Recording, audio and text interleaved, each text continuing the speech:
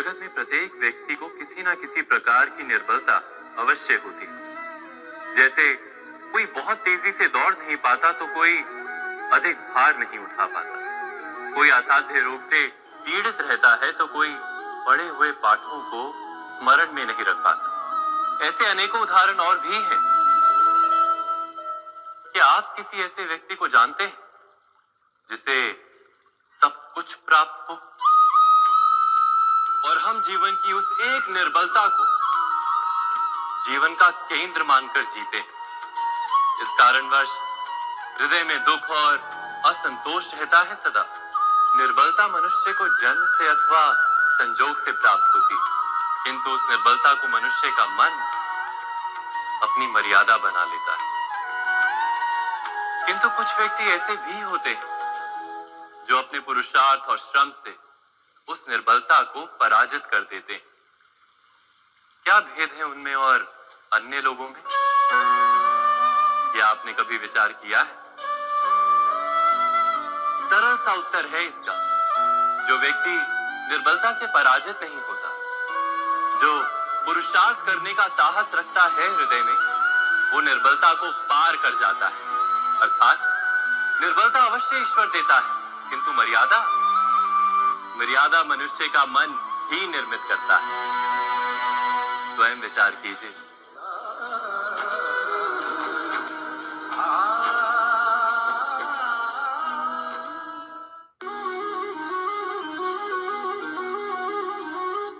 भविष्य का दूसरा नाम है संघर्ष। हृदय में आज इच्छा होती है और यदि पूर्ण नहीं हो पाती तो हृदय भविष्य की योजना बनाता है। भविष्य में इच्छा पूर्ण होगी ऐसी कल्पना करता रहता है, किंतु जीवन ना तो भविष्य में है ना अतीत में। जीवन तो इस क्षण का नाम, अर्थात इस क्षण का अनुभव ही जीवन का अनुभव। पर हम ये जानते हुए भी इतना सा सत्य समझ नहीं पाते। या तो हम बीते हुए समय के स्मरणों को घेर कर बैठे रहते, या फिर आने वाले समय के लिए हम योजनाएं बनाते रहते हैं और जीवन जीवन बीत जाता है। एक सत्य यदि हम हृदय में उतार लें कि ना हम भविष्य देख सकते हैं, ना ही भविष्य निर्मित कर सकते हैं, हम तो केवल धैर्य और साहस के साथ भविष्य को आलिंगन दे सकते हैं, स्वागत कर सकते हैं भविष्य का। तो क्या जीवन का हर पल जीवन से नहीं भर जाएगा? स्वयं विचार कीजिए।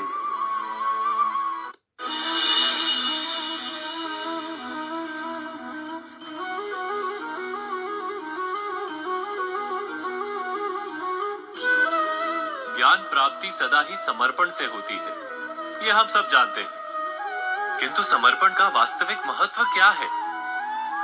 क्या हमने कभी विचार किया? मनुष्य का मन सदा ही ज्ञान प्राप्ति में विभिन्न बाधाओं को उत्पन्न करता है। कभी किसी अन्य विद्यार्थी से ईर्ष्या हो जाती है, कभी पढ़ाए हुए पाठों पर संदेह जन्मता है, और कभी गुरु द्वारा दिया गया दंड मन को अहंकार से भर देता है। नहीं, क्या ऐसा नहीं होता? न जाने कैसे कैसे विचार मन को भटकाते हैं, और मन की इसी अयोग्य स्थिति के कारण हम ज्ञान प्राप्त नहीं कर पाते। मन की योग्य स्थिति केवल समर्पण से निर्मित होती है।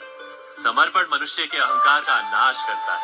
ईर्ष्या, महत्वाकांक्षा आदि भावनाओं को दूर कर हृदय को शांत करता है और मन को एकाग्र करता है।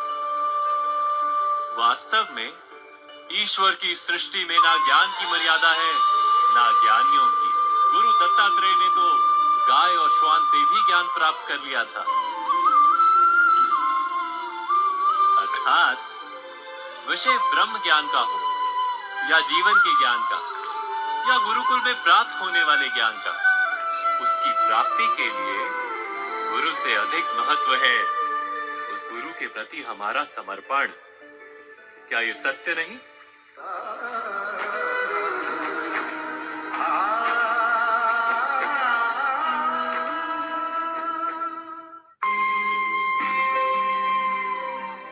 प्रत्येक मनुष्य के जीवन में ऐसा क्षण अवश्य आता है जब सारे स्वप्न, सारी आशाएं, सारे दृश्य ध्वस्त हो जाते हैं। जीवन के सारे आयोजन ही बिखर जाते हैं। एक और धर्म होता है और दूसरी ओर सुख। किसी को धर्म संकट कहते हैं। जब धर्म का वहन ही संकट हो और धर्म का त्याग ही सुख हो। विचार कीजिए, कभी किसी स्वजन के विरुद्ध सत्य बोलने का अवसर प्राप्त हो जाता है, कभी ठीक दरिद्रता के समय सरलता से चोरी करने का मार्ग प्राप्त हो जाता है, कभी किसी शक्तिशाली राजनेता या राजा के कर्मचारी का अधर्म प्रकट हो जाता है। सबके जीवन में ऐसी घटना बनती ही रहती है। अधिकतर लोग ऐसे किसी क्षण को धर्म संकट के रूप में जान ही नहीं पाते। हमें किसी प्रकार के संघर्ष का अनुभव ही नहीं होता। सहजता से सुख की ओर खींचे चले जाते हैं, जैसे मक्खी गुड़ की ओर खींची चली जाती। वास्तव में धर्म संकट का क्षण ईश्वर के निकट जाने का क्षण होता है। यदि हम संघर्षों से भयभीत ना, सुख की ओर आकर्षित ना, अपने धर्म पर दृढ़ रहे, तो ईश्वर का साक्षात्कार दूर नहीं।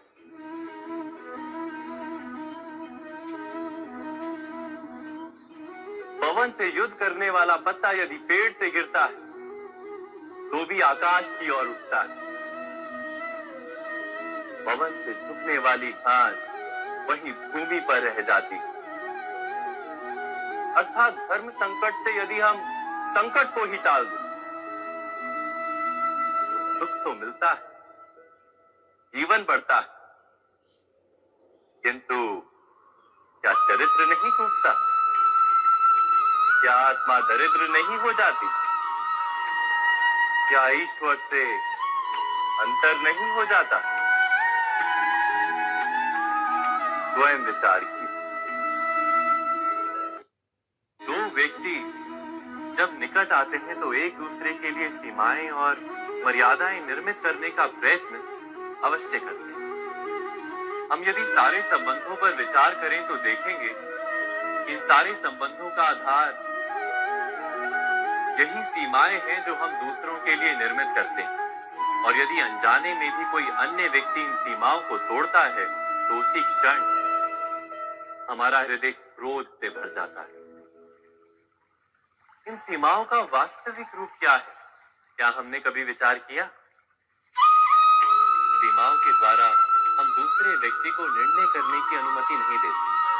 अपना निर्णय उस व्यक्ति पर थोपते, अर्थात किसी की स्वतंत्रता का अस्वीकार करते हैं। और जब स्वतंत्रता का अस्वीकार किया जाता है तो उसका हृदय दुख से भर जाता है। और जब वो सीमाओं को तोड़ता है तो हमारा हृदय क्रोध से भर जाता है। क्या ऐसा नहीं होता?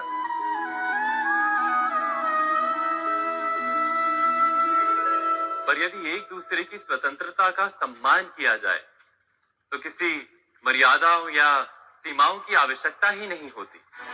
अर्थात जिस प्रकार स्वीकार किसी संबंध का देह है, क्या वैसे ही स्वतंत्रता किसी संबंध की आत्मा नहीं? स्वयं विचार कीजिए। सबके जीवन में ऐसा प्रसंग अवश्य आता है कि सत्य कहने का निश्चय होता है हृदय में, किंतु मुख से सत्य निकल नहीं पाता। कोई भय मन को घेर लेता है। किसी घटना अथवा प्रसंग के बारे में बात करना या फिर स्वयं से कोई भूल हो जाए उसके बारे में कुछ बोलना, क्या ये सत्य है? नहीं, ये तो केवल तथ्य है। अर्थात जैसा हुआ था वैसा केवल बोल देना सामान्य सी बात है। किंतु कभी कभी उस तथ्य को बोलते हुए भी भय लगता है। कदाचित किसी दूसरे की भावनाओं का विचार आता है मन। दूसरे को दुख होगा ये भय भी शब्दों को रोकता है। तो ये सत्य क्या है? क्या हमने कभी विचार किया है? जब भय रहते हुए भी कोई तथ्य बोलता है तो वो सत्य कहलाता है। वास्तव में सत्य कुछ और नहीं, केवल निर्भयता का दूसरा नाम है। और निर्भय होने का कोई समय नहीं होता, क्योंकि निर्भयता आत्मा का स्वभाव है। अर्थात क्या प्रत्येक क्षण सत्य बोलने का क्षण नहीं होता?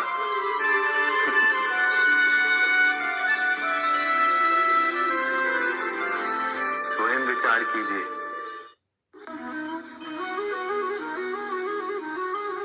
श्रेष्ठता का क्या अर्थ है? श्रेष्ठता का अर्थ है दूसरों से अधिक ज्ञान प्राप्त करना। अर्थात मूल्य इस बात का नहीं कि स्वयं कितना ज्ञान प्राप्त किया, मूल्य इस बात का है कि प्राप्त किया हुआ ज्ञान अन्य लोगों से कितना अधिक है। अर्थात श्रेष्ठता की इच्छा ज्ञान प्राप्ति को भी एक स्पर्धा बना देती है। और स्पर्धा में विजय अंतिम कब होती है?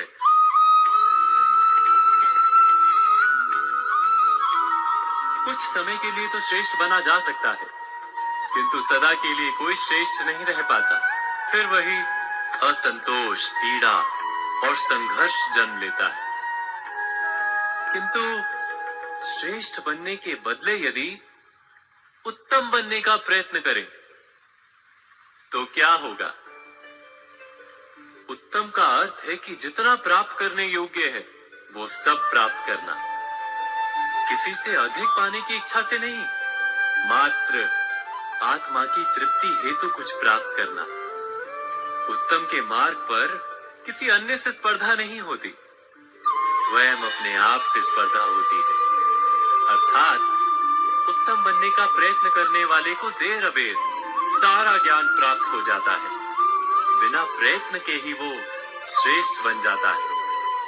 किंतु जो श्रेष्ठ बनने का प्रयत्न करता है वो श्रेष्ठ बने या ना बने, उत्तम कभी नहीं बन पाता।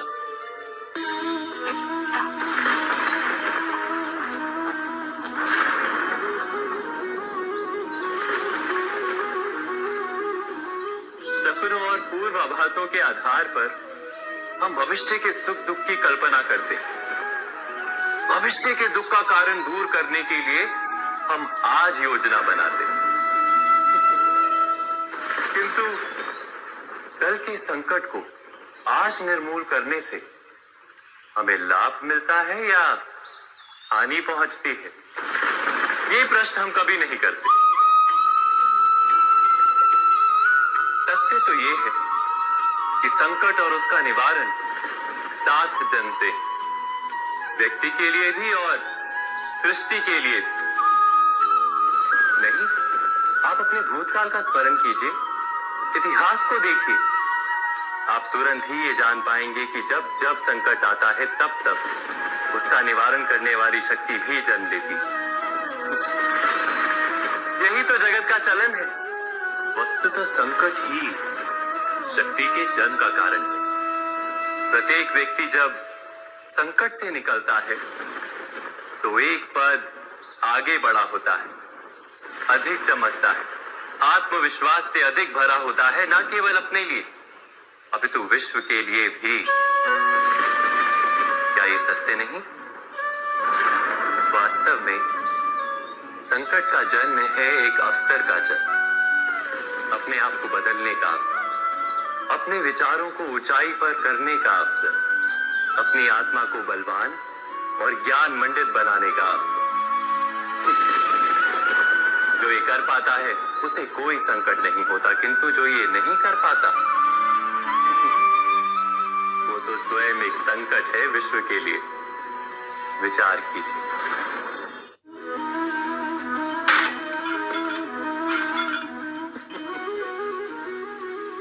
कभी कभी कोई घटना मनुष्य के जीवन की सारी योजनाओं को तोड़ देती और मनुष्य उस आघात को अपने जीवन का केंद्र मान लेता।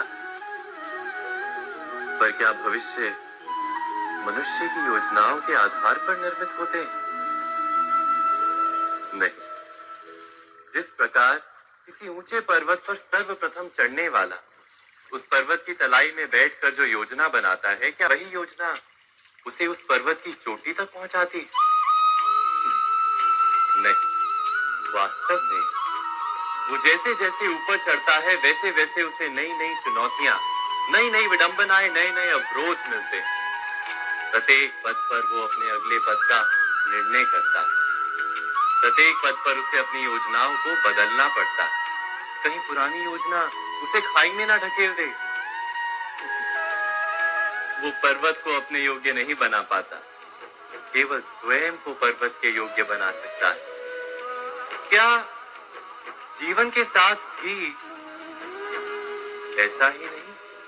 जब मनुष्य जीवन में किसी एक चुनौती को, एक अवरोध को अपने जीवन का केंद्र मान लेता है, अपने जीवन की गति को ही रोक देता है, तो वो अपने जीवन में सफल नहीं बन पाता और ना ही सुख और शांति प्राप्त कर पाता। अर्थात जीवन को अपने योग्य बनाने के बदले स्वयं अपने को जीवन के योग्य बनाना ही सफलता और सुख का एकमात्र मार्ग नहीं? स्वयं विचार कीजिए।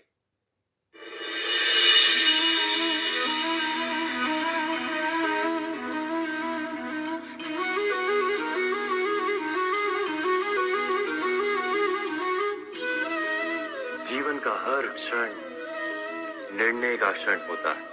प्रत्येक पद पर दूसरे पद के विषय में कोई निर्णय करना ही पड़ता है और निर्णय अपना प्रभाव छोड़ जाता है।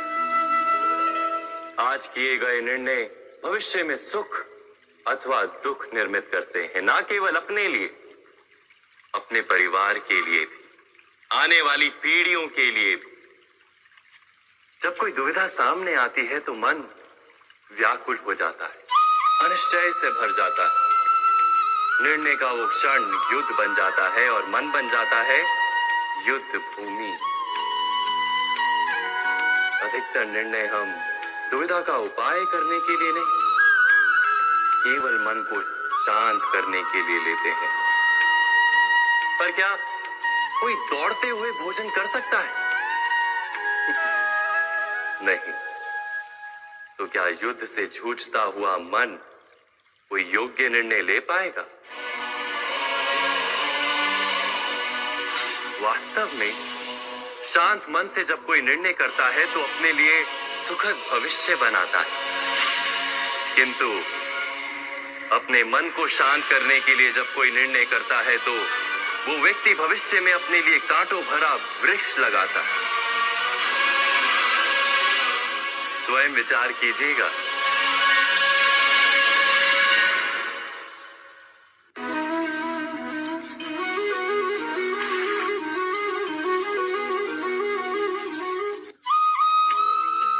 जीवन में आने वाले संघर्षों के लिए जब मनुष्य स्वयं को योग्य नहीं मानता, जब उसे अपने ही बल पर विश्वास नहीं रहता, तब वो सद्गुणों को त्याग कर दुर्गुणों को अपनाता है।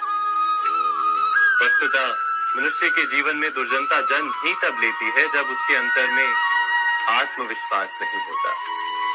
आत्मविश्वास ही अच्छाई को धारण करता है। ये आत्मविश्वास है क्या?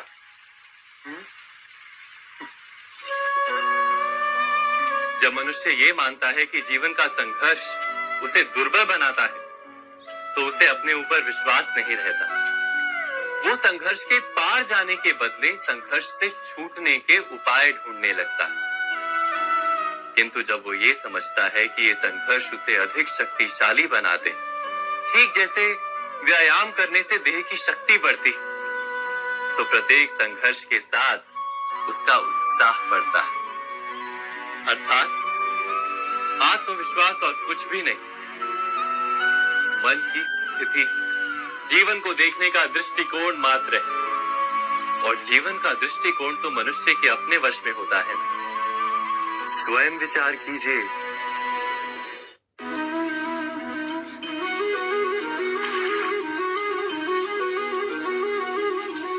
पिता सदा ही अपने संतान के सुख की कामना करते हैं। उनके भविष्य की चिंता करते रहते हैं। इसी कारणवश सदा ही अपने संतानों के भविष्य का मार्ग स्वयं निश्चित करने का प्रयत्न करते रहते हैं। जिस मार्ग पर पिता स्वयं चला है, जिस मार्ग के कंकर पत्थर को स्वयं देखा है, मार्ग की छाया, मार्ग की धूप को स्वयं जाना है, उसी मार्ग पर उसका पुत्र भी चले, यही इच्छा रहती है हर पिता की। निस्संदेह उत्तम भावना है ये, किंतु 3 प्रश्नों के ऊपर विचार करना हम भूल ही जाते हैं। कौन से प्रश्न? प्रथम प्रश्न, क्या समय के साथ प्रत्येक मार्ग बदल नहीं जाते? क्या समय सदा ही नई चुनौतियों को लेकर नहीं आता? तो फिर बीते हुए समय के अनुभव नई पीढ़ी को किस प्रकार लाभ दे सकते हैं? दूसरा प्रश्न, क्या प्रत्येक संतान अपने माता पिता की छवि होता है? हाँ, संतानों को संस्कार तो अवश्य माता पिता देते हैं, किंतु भीतर की क्षमता तो ईश्वर देते हैं। तो जिस मार्ग पर पिता को सफलता मिली है, विश्वास है कि उसी मार्ग पर उसकी संतानों को भी सफलता और सुख प्राप्त होगा। तीसरा प्रश्न, क्या जीवन के संघर्ष और चुनौतियां लाभकारी नहीं होती? क्या प्रत्येक नया प्रश्न एक नए उत्तर का द्वार नहीं खोलता? तो फिर संतानों को नए नए प्रश्नों, संघर्षों और चुनौतियों से दूर रखना, ये उनके लिए लाभ करना कहलाएगा या हानि पहुंचाना? अर्थात जिस प्रकार संतान के भविष्य का निर्माण करने के बदले उसके चरित्र का निर्माण करना श्रेष्ठ है, वैसे संतानों के जीवन का मार्ग निश्चित करने के बदले उन्हें नए संघर्षों के साथ जूझने के लिए मनोबल व ज्ञान देना अधिक लाभदायक नहीं होगा?